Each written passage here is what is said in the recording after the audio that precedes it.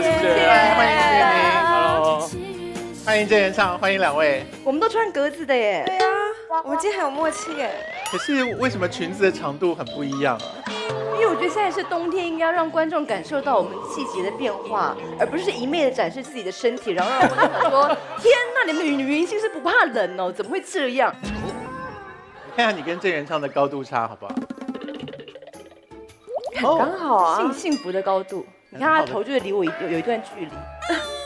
你闻他头皮耶，因为我很容易闻到女明星的头皮这，么多年了，你不知道 S 的头皮是不能闻的吗？蛮香的啊，很香啊，有洗头昨，天才洗的耶。对，有洗头，你昨天才洗的，距离上一次多久？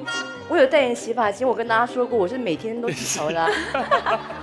来，我们现在把他半年没有洗头发的片子播出来你。很烦的，我不想代言，你想怎样啊？好，欢迎两位，请坐。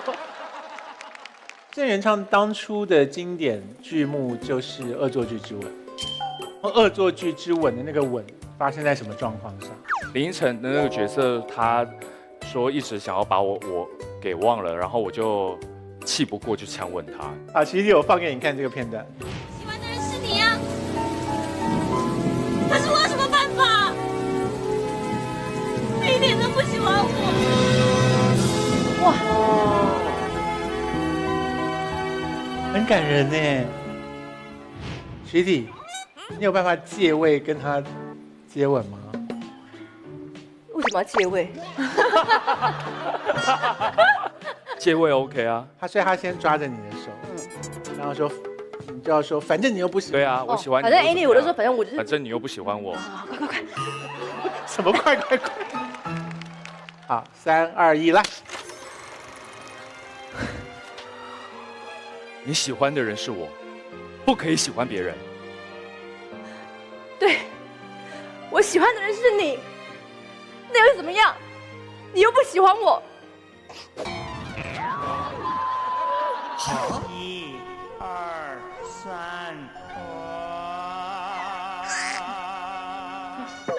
借位大概就是这这样，样太过分了吧？不是借位大概就是这样。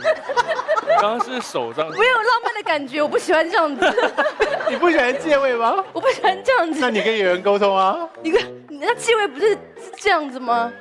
感觉像锁喉。哪有人这样子啊？因为刚刚那个画面是手要上去抓你的脸，然后这样亲，然后刚好手这样子挡住以后可以亲我的手。那你要摆出镜头拍起来是逼真的样子才行。你喜欢的人不是我。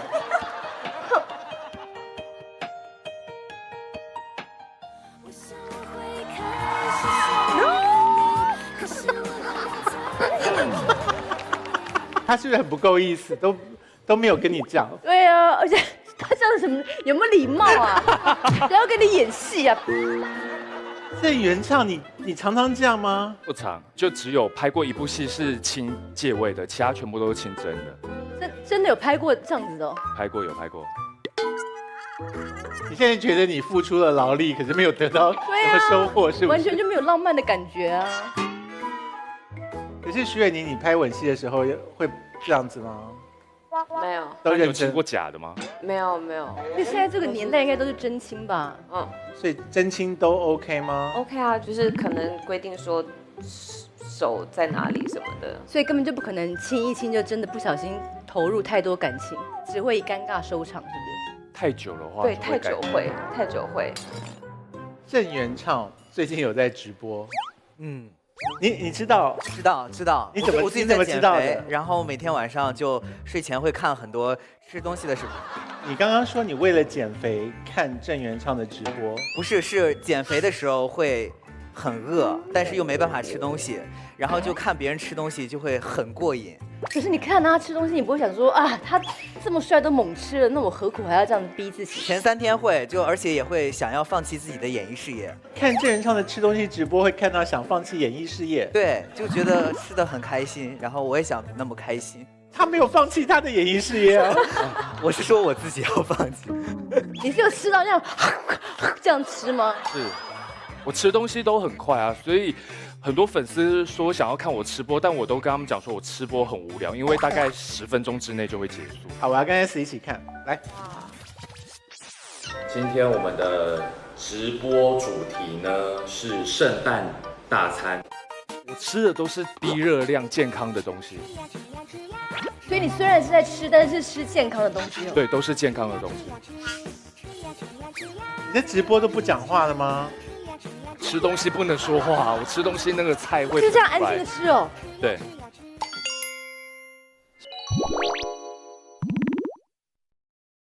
所以你不会胖哎。要运动，说真的，就是多吃，你就要多运动。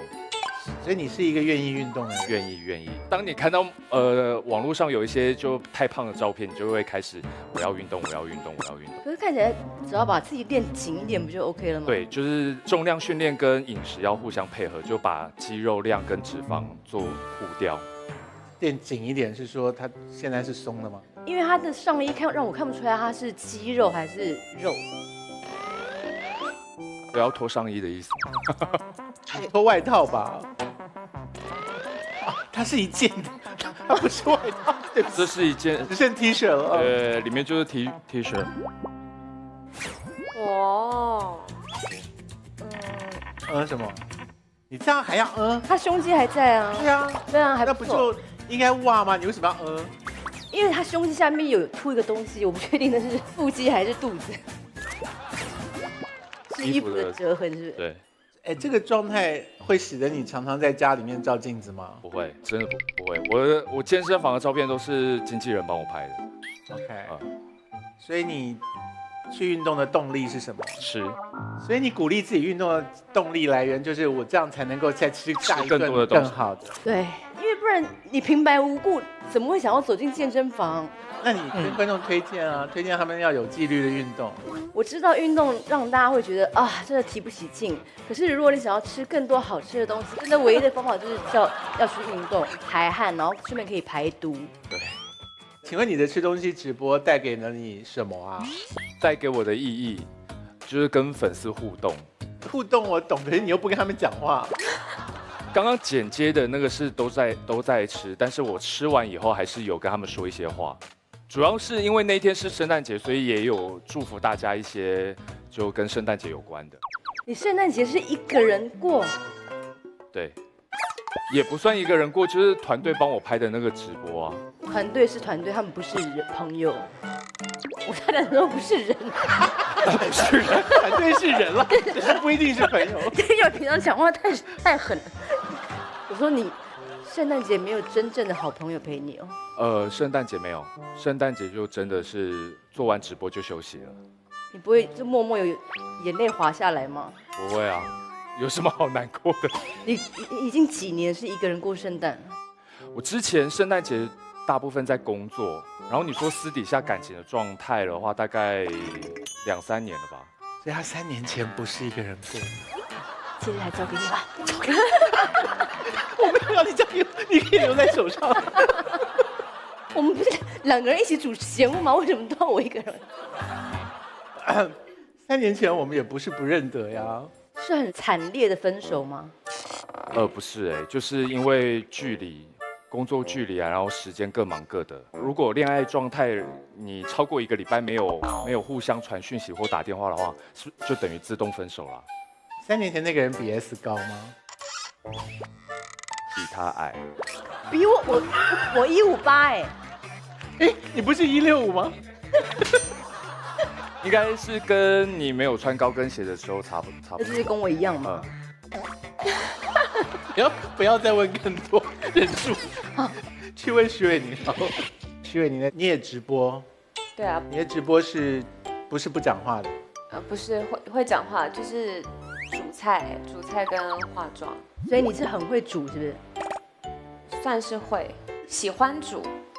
你们直播的时候都希望怎样你才会高兴？觉得今天的直播是你满意的？我没有管什么呀，就我自己开心就好了。就是我今天直播，就是纯粹我今天想直播，然后我也不会管说有多少人在看或者什么的。那经纪人不会介意吗？不会啊，他们其实都希望我如果可以有多一点直播，跟粉丝多一点互动。只要不是喝醉的时候直播就好。在跟我讲话吗？没有，我在说，就是经纪人当然会希望，就是我经纪人也希望我不要喝醉的时候直播啦。我没有经纪人啊，我就是我自己的老板啊。所以全部的娱乐圈的所有经纪人都在说，只要不要喝醉直播就好了。你就是大家的典范。哎，可是我那点击率都很高哎。呀，可是看到你的是什么样子，真是。你现在有改掉了吗？我现在要改掉啊。哎，你女儿会念你吗？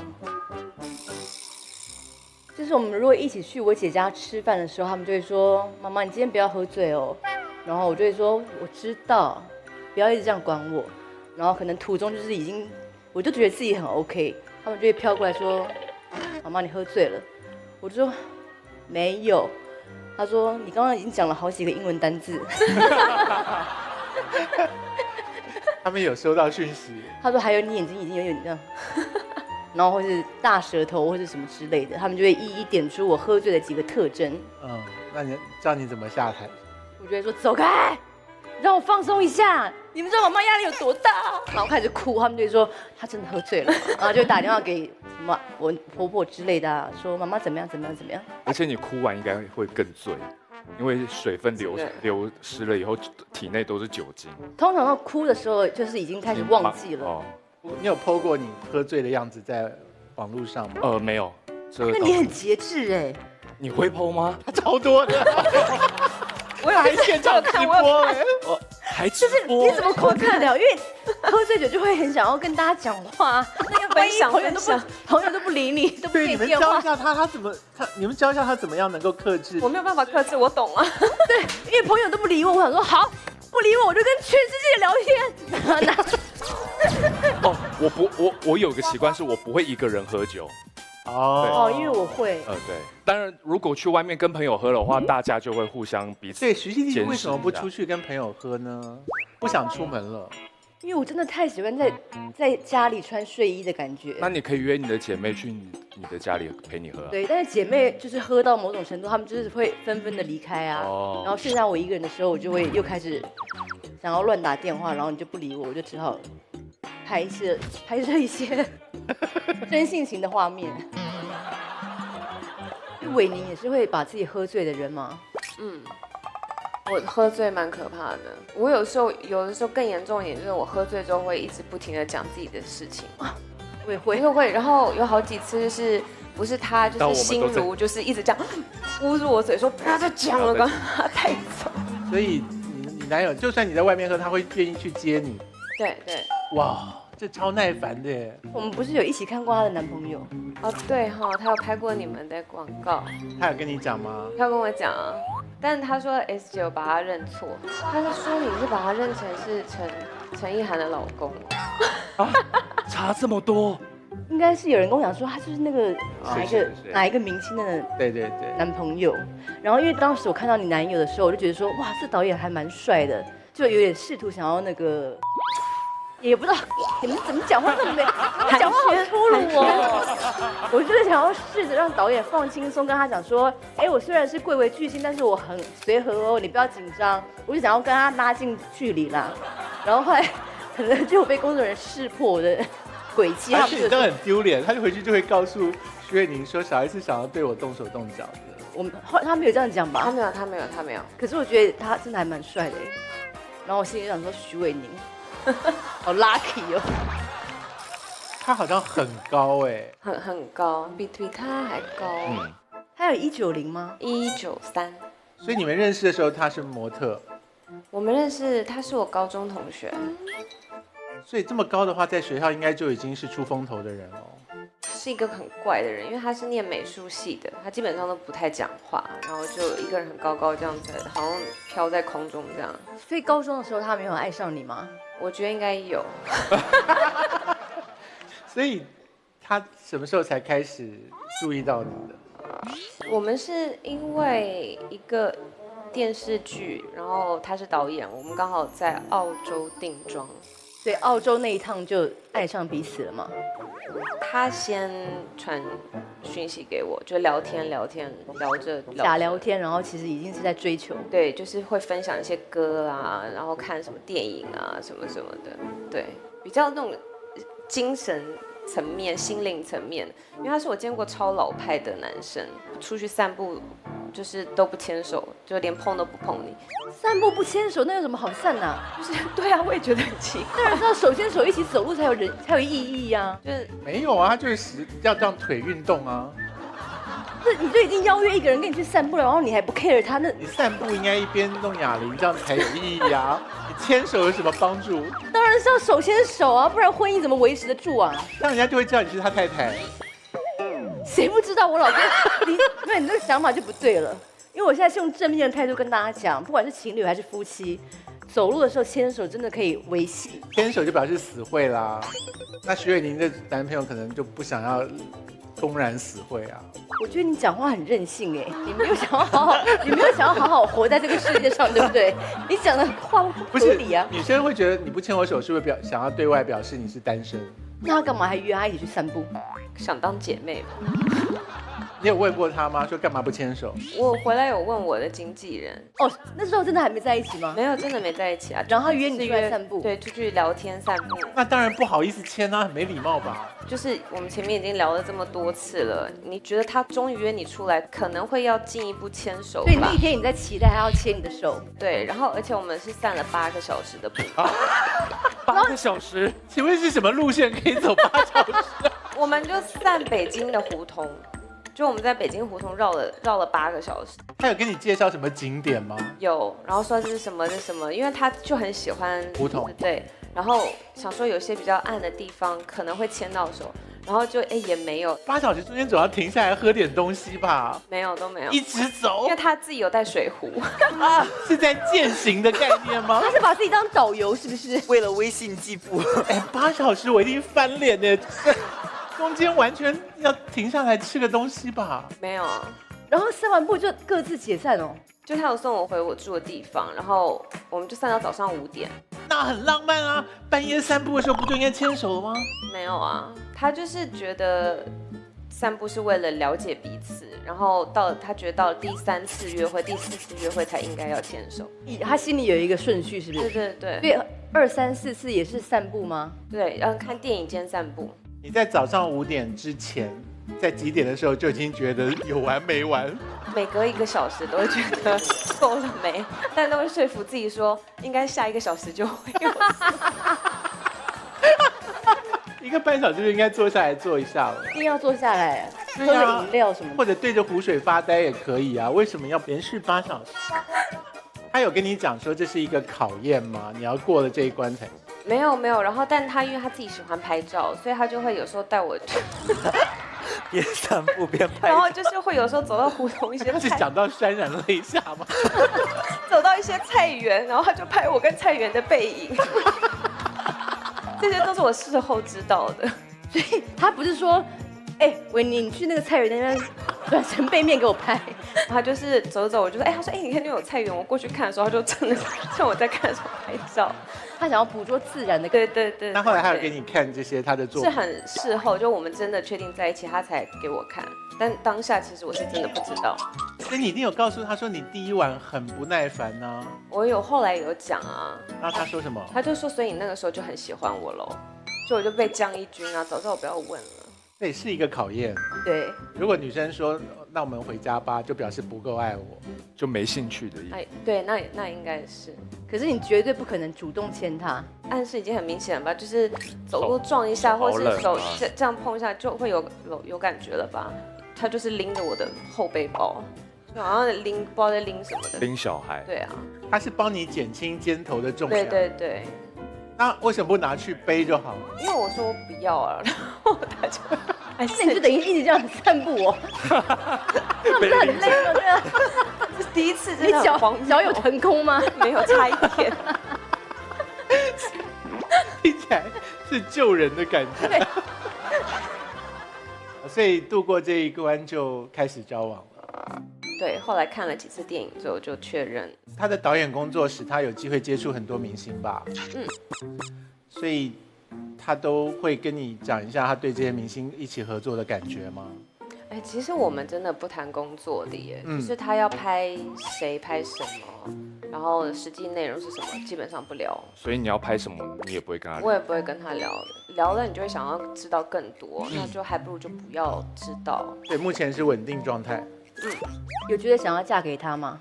应该是朝这方面努对力。所以你们现在散步还是要散到那么久吗？减半吧，3-4个小时。哇，也很久哎。现在还有改骑脚踏车了，脚踏车也是3-4个小时吗？就是一整天就去哪里都骑脚踏车这样。哇，所以表示说那一天只要一踏出家门，就得要半夜才能回到家里的意思。差不多晚上7-8点这样。我每天出家门前都会扳住门框，觉得很舍不得，要出去那么久才能回来。好可怕哦！所以他看到你这样喝醉，他不会觉得不够健康吗？他会照顾我，他就是来现场，然后照顾我，然后把我带走这样。然后隔天也不会骂你说你干嘛把自己喝成这样？不会不会，你人生也太 lucky 了吧！为什么摔桌子呢？你不是也很 lucky 吗？可是因为我老公就是会隔天会念我啊，如果你老公隔天在的话，他在啊，你的言下之意，没有啊，就是他忙啊，有时候他也喝，所以就没有人照顾你们俩。他有说要不要请一个人来照顾我们俩，然后请一个专业的人看着你们两个喝酒。就是说喝醉的时候有一个人可以指引我们回家的道路，然后确定我们两个就是都平躺在床上，然后他就可以默默把门关上。所以你男友这样很好。你现在是不是觉得你自己的人生目前是没有任何可以挑剔的？还是有吧。哪有？已经这么好，又美腿又细，然后男友又那么帅，然后还可以不骂你喝醉酒。无可挑剔人生的前3项就是美、腿细，没有人骂喝醉酒以前没有人骂喝酒吗？喝醉后，还蛮重要的狭吧？窄的3个定义。哎，我们当明星的人总是比较在乎这些琐事啊。郑元畅，我刚才讲那3点是不是很重要？郑元畅也没有人骂他喝酒，没有人骂我喝，所以你喝完难道不会觉得自己一个人更孤单吗？还好哎，就宿醉会很痛苦而已。也不会使你想说，那我下次别喝了。倒还好哎，每次就是当最后一次喝酒啊。对啊，每一次喝完都说不要喝了。我没有说过不要喝咯，我也没有说过要戒酒，不用那么紧张，我们没有要逼你戒酒啊。因为我们有朋友就是每次跟我们喝完都喝到很疯狂，然后每次都说他要戒酒，然后但每一次都还是继续对喝到很疯狂。他们2位今天来花花，我觉得很有勇气耶，因为我其实看过郑元畅怎么样？喝很醉的样子。哦，真的吗？我不知道他为什么会觉得可以上我的节目，然后相信我不会谈这件事情。他我们喝很醉有很丢脸吗？哪一型的？就是我们在信家苏建信家，然后那一天就是康永哥来之前，我们就已经喝了一段时间。康永哥是半夜才到的吧？你知道是你叫我去的吗？我叫你去，我真不知道，真不知道，是我跟信一起叫你来的吧？因为半夜2点，我那时候蠢到什么地步？半夜2点我看到信的手机，我就想说他挺少打来的，所以我应该接一下，我就接了。然后接了之后，他就说他们在场的人希望我过去喝酒。然后你知道我笨到什么地步吗？我笨到我以为这群人当中最清醒的人应该是郑元畅，然后我就说，除非郑元畅跟我们讲，不然我不会过去的。然后郑元畅就把电话接了电话，对，然后郑元畅听起来很正常哦，就说了来啊来，我们都在等你什么这样。然后我就想说，起码有一个人是清醒的，我就去了。结果全场是我进场之后，他是最的一个人耶。怎么是他已经瘫在那儿，然后没有，他很烦人。有比我烦吗？他比你烦，真的？他超烦，话很多。所以你隔天醒来会不会想说啊，就是很不敢去问说我昨天做了什么事情？还是会去问，对。信没有跟我讲当下我在他家发生了什么事，但是他只说康永哥一直摇头，一直摇头。对，那我想说应该就是很瞎的事。因为其他人你为什么要去酒局，然后摇头叹气？这样会让玩的人很不敢玩呢。你干嘛是以师长的身份？你认为我应该一直点头吗？说好啊，就是看好戏就好了。就我有在看好戏啊，可是因为他烦我的时候，我总得要摇头吧，就总得抵抗一下啊，不能甘然接受吧。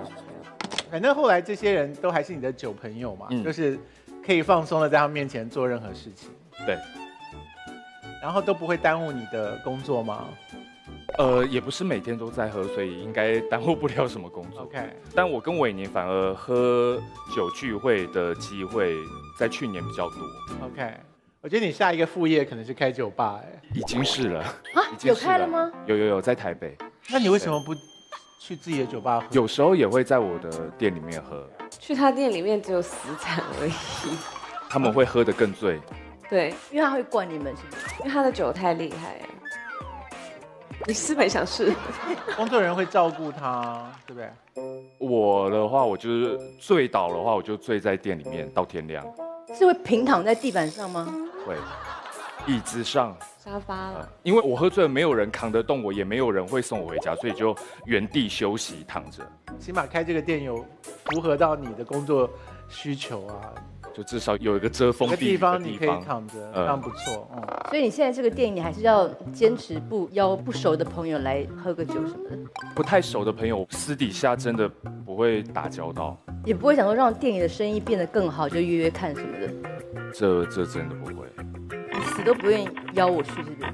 我欢迎，如果你要来，当然欢迎。可是你刚才态度就是很坚决的，希望我们不要去烦你。没有，因为你在说要不要真的广邀，就是真的不太熟的朋友的话，我不会主动打电话或者邀请。你硬要去什么意思？没有，我就想说，他既然都已经开店了，干嘛不热情的，就是让自己的店生意更好，邀一些他知道爱喝酒的人。我希望你有找好站在你背后那个看顾你的人再去，因为如果他自己都会喝到躺在沙发上的话，你也会啊。我可以也带你一起去啊。不要，他会一直摇头摇到天亮。我会想要把你扛回家呀。郑元畅他们家有非常多的桌游，徐熙娣的评鉴就是你宁愿喝酒不要玩这个是吗？对，我觉得，那为什么喜欢喝酒的郑元畅他家里会有那么多桌游？因为他可能很喜欢动脑吧。还是你很喜欢朋友聚在一起的感觉？我喜欢朋友在一起，然后不要只是滑手机的聚会，所以就用桌游。其实透过桌游，我们也会彼此沟通、聊天，对顺便聊天，了解彼此。玩桌游你就不会陶醉在手机。对。好，所以桌游有一个问题是，你要一直找得到人陪你玩。对，你很难凑得到那么多人。桌游有分很多种，有一个人玩的桌游，有2个人玩的桌游。玩的是哪一种？有一个人玩的桌游，就是他有一本剧本，然后你要自己移动一些桌游的上面的棋子或者是一些小。一个人玩到中间不会崩溃大哭，就太寂寞了吧？我到底在干嘛？然后就越玩越 sad。不会，因为很多人也是一个人玩手机。你下次直播一个人玩桌游给我们看看。可以，真的有那种1个人、2个人、3个人，然后也有到10几个人的 party game 都有。一个人玩太值得哭了啦！真的玩到中间我一定一个人为什么不看书就好了？为什么要玩桌游？好，今天呢，我从他家挑了其中一个来，然后你们会玩得很好，因为我觉得娱乐界人士非常适合玩这一款游戏。来，我们4个人到桌边来吧。好，我们看到他们家有非常多的桌游，你有算过你有多少桌游吗？应该有上百。这只是现在照片上面这只是一部分，就是有媲美一家桌游店的数量。桌游一份大概要多少钱？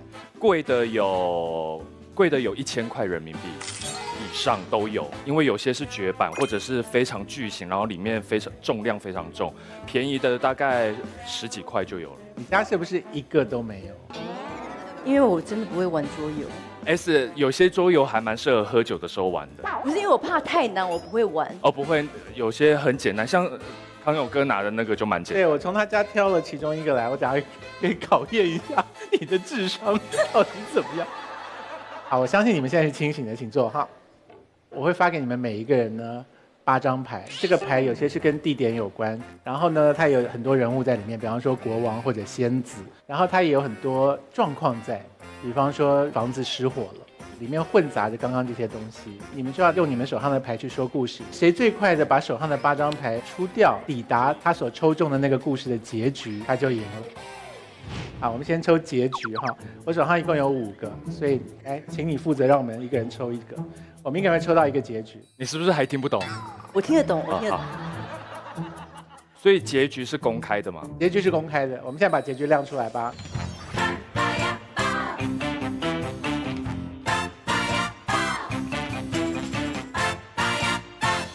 数一下。对啊，8张。你干嘛还秀这些招数啊？他就是桌游专家，他想要考究一点啊。蛮难的。我天啊，太难了吧？这怎么可能啊？好，所以您开始说故事。很久很久以前，有一只被诅咒的猫头鹰，这只猫头鹰在晚上的时候会睡觉吗？会。好，这只猫头鹰晚上会睡觉。那个猫头鹰有父母吗？那个猫头鹰是一个孤儿，所以没有人生下他们哦。就是目前没有父母，不知道哪里来的。那个猫头鹰是在森林还是村庄？那个猫头鹰住在购物商场。怎么可能呢？不合理猫啊！头鹰当然会住在购物商场，可能吧？对，因为商场里也有展示猫头鹰的地方。是。他在购物商场里面有没有很害怕？他在购物商场里面充满了自信，因为路人都对他宠爱有加，他很受欢迎，所以他没有害怕那。它在购物场上里面会飞吗？他被链子绑着，没有办法飞。那猫头鹰喜欢什么？你们到底要不要让我讲下去？每个人都一直问，你说什么东西？猫头鹰喜欢什么？是不是喜欢巨人吗？他喜欢巨人吗？猫头鹰喜欢巨人啊！你直接把你的牌讲出来，大家就会避了。好难想我到。我就赏给你一个，我这个猫头鹰很喜欢巨人怎。么会有这么特别的嗜好啊？那他又喜欢巨人，可是他会不会同时又很害怕那个巨人？不合理。猫头鹰喜欢巨人，为什么会害怕巨人？对，这没有个，就像伴君如伴虎是一样的道理啊，哦就是崇拜他的那个高度。可以？吗？商场里见不到巨人，所以没必要。商场哪有巨人呢？好，你再换一个。我不管了，他就是很害怕，对不对？好害怕。然后呢？所以要如何克服他这个恐惧的心呢？我觉得应该要有人去救他，对不对？对有好一个有人去公主救他。你刚刚说对了，所以援救出来了，所以有人要去把这个猫头鹰从巨人的身边给救走。所以救他的人是不是一个公主？他会说不是。这辈子都不会那是一个公主。请问救猫头鹰的人的职业是什么？救猫头鹰的人的职业是一个，她虽然不是个公主，可是她是个皇后。哇！哎，皇后是身份，不是职业。对，她身份是皇后，然后她有一个职业就是一个开船的船长。啊，你好强啊！天哪，我根本什么东西啊？请问那个船长啊，他是不是很爱开船？他有在跟人家比赛吗？开船？船长常常参加开船的比赛。所以是一定要分开组队吗？怎么会有这么为难的逻辑？好，船长为了要跟别人比赛开船，所以水手们必须要分开组队。对啊，不然他一个人怎么比啊？对，分开组队的时候，他们很好奇的发现说，哎，怎么其中会有一对有小孩呢？这个小孩他就哭着说，因为我的妈妈常常喝醉的关系，都没有办法在家里面照顾我们，所以呢，我的祖母就跟我说，哎呀，妈妈没有办法照顾你，你还是自己去船上当水手。所以小孩无可奈何，就去船上当了水手。小孩去当了水手，他是想要离开家里，还是逃离这个环境？逃离这个环境。好，逃跑，可以吧？好，接去啊，因为我觉得很难接。所以这个小孩他逃离了，去当了水手以后，他就遇到了一个乞丐。OK，所以船上是有各种人，是不是？啊船上是有各种人吗？也不船上见得是所有的，不见得所有要人，看看是谁。船上就只有水手跟乞丐。船上没有公主哦，船上水手会扮成别人吗？比如说 cosplay 在会那些水手真的会，对不对？呢？那就是伪装，水手为什么要伪装？因为他们常常会在船上办一些 party 啊，然后他们就会这到底什么轮船？上面水手会 cosplay 办 party，小孩遇到了乞丐，要继续接下去吧？因为被他抢走对，被我抢到了，因为哦我说伪装啊，因为他们会在船上有一些办 cosplay， party 对，小孩因为太难过了，